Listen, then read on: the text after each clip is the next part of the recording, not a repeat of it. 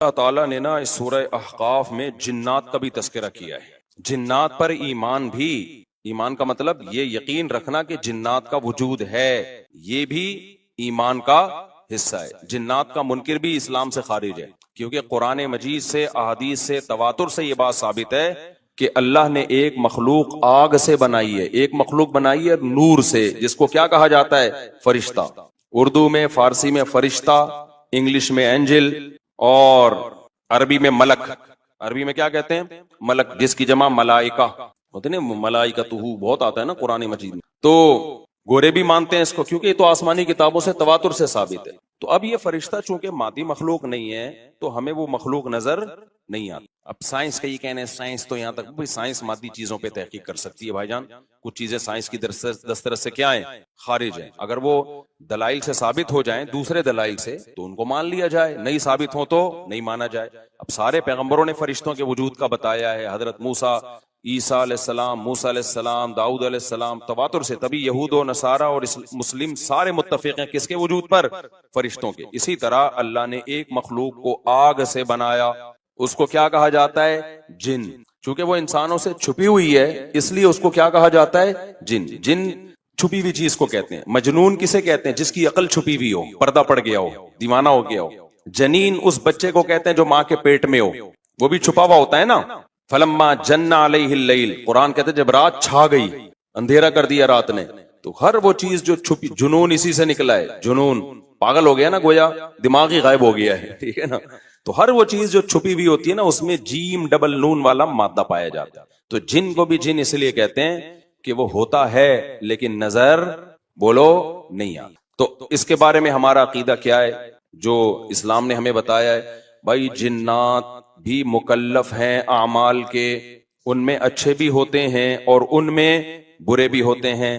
البتہ شیطان ایک ایسا جن ہے جو برا ہے، ہر جن برا نہیں ہوتا، لیکن شیطان ایک برا جن تھا جو اڑ گیا تھا نا، پھڈے ماضی میں لگا تھا اور قیامت تک اڑا ہی رہے گا، اس کی نسل بھی ایسا ہی ہے۔ لیکن جنات میں اچھے بھی ہوتے ہیں اور جنات میں برے بھی ہوتے ہیں۔ جنات تعلیم کہاں سے لیتے ہیں؟ انسانوں سے لیتے ہیں۔ جنات میں کوئی الگ سے پیغمبر نہیں آتے، انسانوں ہی کو اللہ نے یہ فضیلت دی ہے کہ جنات فالو کس کو کریں گے؟ انسانوں کو۔ تبھی جتنے مذہب انسانوں میں ہے نا، اتنے ہی مذہب کس میں ہیں؟ جن اگر میرا بیان سنتے ہیں تو 20 رکعت تراویح کے قائل ہو جاتے ہیں، کسی اہل حدیث کا بیان سنیں گے تو 8 کے قائل ہو جاتے ہیں، جہلم والی سرکار کا بیان سنیں گے تو جنوں کی بیویاں عدالت سے جا جا کے ان کی عدالتوں سے خلا لے رہی ہوتی ہیں کہ وہ شوہر جن شوہر دینے پر راضی نہیں ہوتا۔ وہ سارے جھگڑے جو انسانوں میں ہے نا، جن میں ہو سکتا ہے کچھ 4 شادیاں کرتے ہوں جو میرا بیان سنتے اور پٹ بھی رہے ہوں جنیوں سے، چڑیلوں سے، اور جن میں ایسے بھی ہوں گے جو 1 کے قائل ہوں گے۔ تو جتنے، اب مجھے نہیں پتا جنات کو 4 کی اجازت ہے کہ 1 کی ہے، یہ کچھ مسائل ہو سکتا ہے جنات کے ہم سے ڈیفرنٹ ہوں، لیکن بہرحال تو حدیث سے ہمیں یہ پتا چلتا ہے بھائی ایک مخلوق ہے جسے کیا کہا جاتا ہے؟ جن کہا جاتا ہے۔ وہ ہے، اس کا وجود ہے، اور چونکہ وہ ہو سکتا ہے یہاں بھی کچھ جنات بیٹھے ہوئے ہوں، اگر وہ آپ کہیں وہ بیٹھے ہوئے کیوں؟ بھائی وہ کھڑے ہو گئے تو سب آپ لیٹے ہوئے ہوں گے پھر یہاں پہ، اس لیے ان کو بیٹھے ہی رہنے دو۔ میں اکثر چٹکلا سناتا ہوں نا، وہ پرانا ہو گیا لیکن کیا کریں، ایک آدمی کو کسی نے بتایا یہ فلیٹ پرانا ہے، خالی ہے، یہاں جنات ہیں، ادھر نہیں جانا، وہ فنٹر بنا ہوا ہے۔ میں چل جن ان کی ایسی کی تیسی گیا، بیل بجائی، بندہ باہر نکلا نا، اب الٹے پاؤں اس کے آنکھیں گول گول، تو پھر بھی اس میں بڑا کانفیڈنٹلی نا اس نے کہا کوئی ڈرتا ورتا نہیں بھائی صاحب، آپ میں نے سنا یہاں کوئی جنات ہیں؟ تو وہ کہتا ہے میں تو 500 سال سے رہ رہا ہوں، مجھے تو اب تک کوئی جن نظر۔ اس نے کہا لے بھائی یہی جن ہے بھائی، 500 سال سے رہ رہے کم، سمجھ رہے ہو؟ اچھا، تو جنات کی پیدائش انسانوں سے پہلے ہوئی ہے اور جنات کی تعداد بھی انسانوں سے زیادہ، کیونکہ قرآن میں ہے قد استکثرتم من الانس، اے جنات تمہاری تعداد تو انسانوں سے بھی زیادہ ہے۔ تو پتہ چلا جنات انسانوں سے بھی زیادہ ہے۔ تو ان میں اچھے بھی ہوتے ہیں، برے بھی ہوتے ہیں، ہری پگڑی والے بھی ہوتے ہیں، سفید پگڑی والے بھی ہوتے ہیں، دیوبندی بھی، بریلوی بھی، قادیانی بھی، ہندو بھی، ہر طرح کے فرقے، کیونکہ یہ تعلیم کہاں سے لیتے ہیں؟ انسانوں سے۔ تو جتنے مولویوں کی جتنی قسمیں ہیں نا، سب سے زیادہ قسمیں تو پاکستان میں پائی جاتی ہیں، جتنی قسم کے مولوی ہیں جس ملک میں ہوں گے اتنے ہی قسم کے فرقے بھی اس ملک میں جنات میں بھی ہوں گے، کیونکہ یہ تعلیم کس سے لے رہے ہوتے ہیں؟ میں نے بتایا انسانوں سے۔ دوسرا، ان میں ایک مسئلہ ہے، ان میں شر کا عنصر خیر سے زیادہ غالب ہے۔ انسان کی جو نیچر ہے نا، انسان کی نیچر یہ ہے کہ انسان کی نیچر میں خیر زیادہ غالب ہے، شر مغلوب ہے. انسانوں میں اچھے بائی نیچر اچھے زیادہ ہوتے ہیں، برے کم. ہر انسان جھوٹ کو ناپسند کرتا ہے لیکن کچھ پھیکو بھی ہوتے ہیں. ہر انسان چوری کو ناپسند کرتا ہے لیکن کچھ چور بھی ہوتے ہیں. لیکن جنات کا معاملہ الٹا ہے، ان میں شر کا عنصر خیر سے، یہ سرکشی، آگ میں سرکشی ہے نا. تو ظاہر ہے ہمیں اللہ نے مٹی سے بنایا، مٹی میں کیا ہے؟ تواضع. تو حق سن کے چپ ہو جانا چاہیے. انسان ہو جاتے ہیں، ہاں کچھ شیطان قسم کے ہوتے ہیں وہ چپ نہیں ہوتے، لیکن نارملی انسان کو جب صحیح بات پتہ چلتی ہے وہ کیا ہو جاتا ہے؟ چپ. مٹی ہے تو مٹی والی خاصیت اس میں ہے. جنات میں آگ سے بنے تو، اور آگ بھی شعلے مارتی ہوئی، تو اس لیے جنات کی طبیعت میں سرکشی زیادہ. ایک بات یہ ہوگی. دوسری بات کیا ہوگی بھائی؟ جنات جو ہے نا، جنات یہ انسان سے زیادہ طاقتور ہوتے ہیں لیکن مرعوب ہوتے ہیں یہ انسان سے. اس کی میں ایک مثال دوں، بیل زیادہ طاقتور ہے یا وسیم بھائی؟ بیل. لیکن قابو کس کے ہوتا ہے؟ بیل. انسان کی. وجہ اس کی یہ کہ وہ مرعوب ہوتا ہے انسان سے، اس کو اللہ نے وہ دماغ نہیں دیا جو کس کو دیا ہے؟ انسان کو دیا. بیل کو جس دن پتا چل گیا نا کہ میں زیادہ پاورفل ہوں تو کھوٹے کی جگہ آپ بندھے ہوئے ہوگے، بیل نہیں بندھا ہوا ہو. لیکن اللہ نے ایک روب رکھا ہے جانوروں پہ بھی انسان کا. گدھے کو دیکھو چلتے رہو، وہ منہ نیچے کر کے لوڈ اٹھا کے چلتا رہے گا، اس کو احساس ہی نہیں ہوتا کہ میری ایک لات کا مار ہے یہ بندہ جو بیٹھا ہوا ہے نا میرے اوپر، تھوڑا سا یوں کیا اور ایک کھسکایا اٹھا کے گرے گا. تو ایسے ہی خوب سمجھ لو جنات انسانوں سے ڈرتے ہیں، نہ کہ انسان کو جنات سے ڈرنا چاہیے. جنات ڈرتے ہیں کس سے؟ انسان سے. لیکن ہوا یہ کہ قرآن سے یہ بات ثابت ہے. سورہ جن میں اللہ نے فرمایا وَأَنَّهُ كَانَ رِجَالٌ مِّنَ الْإِنسِ يَعُوذُونَ بِرِجَالٍ مِّنَ الْجِنِّ فَزَادُوهُمْ رَهَقًا. جنات انسان پہ سرکش ہو گئے، شرارتیں کرنے لگے، ادھر سے بندہ اٹھا کے ادھر کر دیا، ادھر سے اٹھا کے. ایک صحابی کو جن اٹھا کے لے گئے تھے.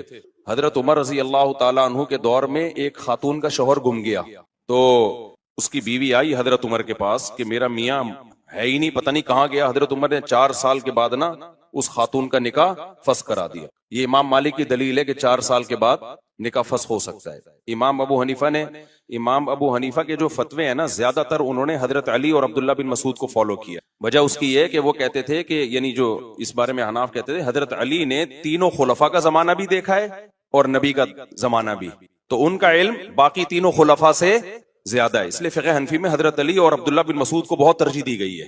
جہاں ٹکراؤ ہوتا ہے نا باقی خلفاء اور سیدنا علی میں، تو وہ ترجیح کس کو دیتے ہیں؟ کیونکہ حضرت علی ان تمام محفلوں میں، ان فتووں میں تینوں خلفاء کے ساتھ ہوتے تھے، تو وہ سب کے دلائل بھی جانتے تھے اور ان پہ پھر بعض چیزوں سے سیدنا عمر نے رجوع بھی کیا ہے حضرت علی کے کہنے پر.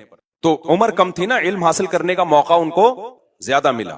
تو اس لیے حضرت علی کا موقف جو میں نے خلا والے اس میں ریکارڈ کروایا کہ بھائی نہیں، جب تک ہمیں پتہ نہیں ہوگا مر گیا ہے کہاں گیا تو ہم کیسے نکاح ختم کر دیں. بہرحال حضرت عمر نے کا یہ قول تھا، تو مالکی فقہ میں ہے، تو فقہ حنفی نے بھی اس میں فقہ مالکیہ پہ فتویٰ دیا ہے. تو 4 سال ان کو انہوں نے نکاح کیا کرا دیا؟ حضرت عمر نے ختم کرا دیا. وہ بندہ آ گیا تھوڑے دنوں میں.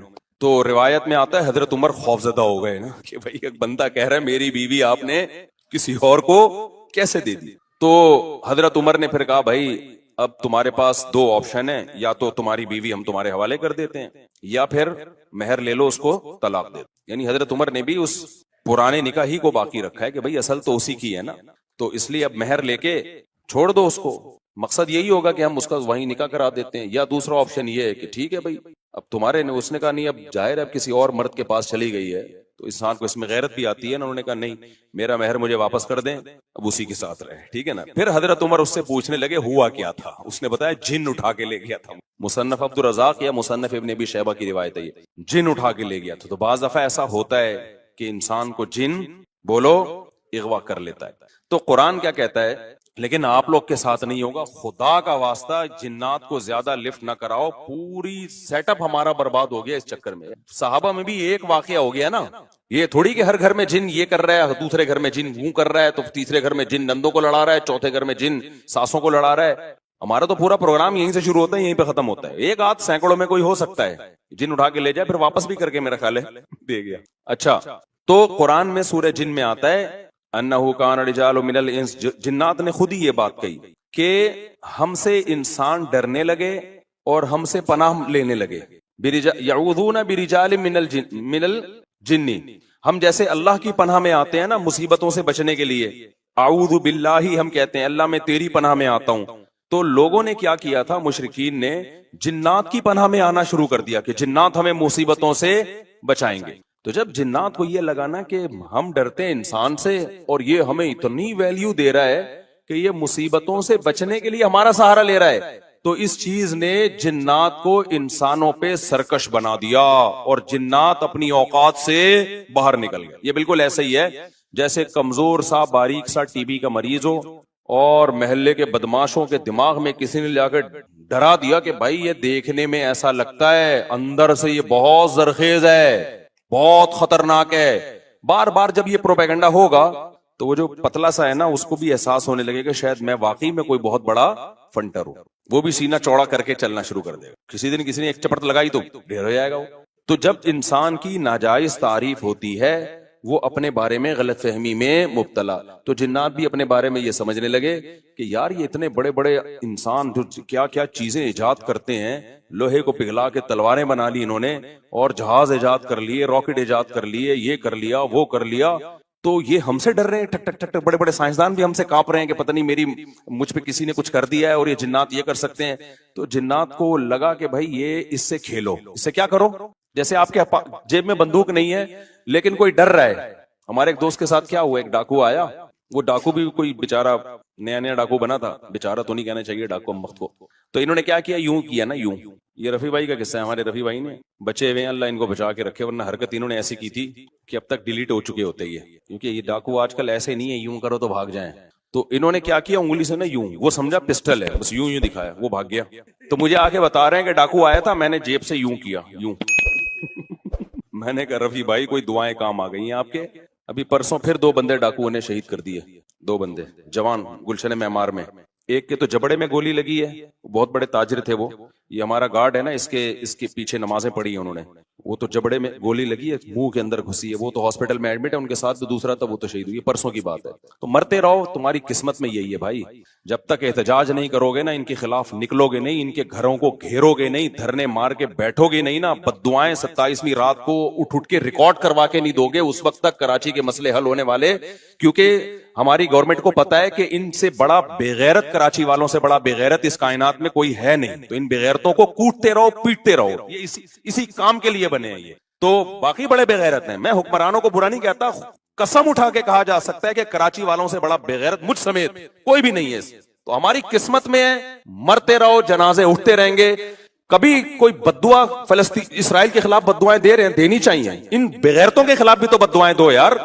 یار ہم نے یہ چیزیں برداشت کی ہیں, گٹر کے ڈھکن نہیں ہے, گٹر ہماری مسجد کے باہر سے 4 سال سے گٹر ابل رہا ہے, 4 سال. کئی دفعہ ہم نے اپنے خرچے پہ صاف کروایا, پھر بھی ابل رہا ہے. کسی سندھ گورنمنٹ کے کسی بندے کو توفیق نہیں آ کے, یار کتنے نمازی آ رہے ہیں گٹر کے پانی سے گزر کے آ رہے ہیں, وہ سب شکایتیں کر رہے ہیں. کوئی مسجد کمیٹی کو برا کہہ رہا ہے, کوئی کس کو برا کہہ رہا ہے, تو سب یہی کر رہے ہیں. بھائی مسجد کمیٹی کہہ رہی ہے ہمارا کیا قصور ہے یار, ہم کتنی دفعہ صاف کروائیں, اور ایک گٹر ہو تو صاف کروائیں نا, پوری گلی کے آپ دیکھ لو حال جا کے.